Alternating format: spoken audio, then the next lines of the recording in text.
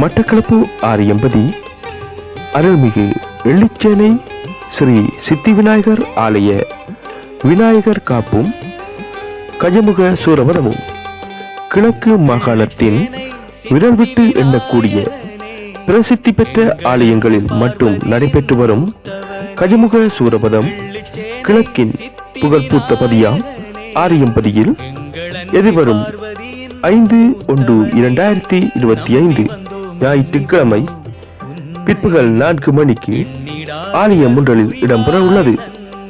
எனவே அடியார்கள் அனைவரும் இந்நிகழ்வில் தவறாது கலந்து கொண்டு எம் பெருமான் கஜமுக கணபதியின் அருளை பெற்றகுமாறு உங்களை அன்புடன் அழைக்கின்றோம்.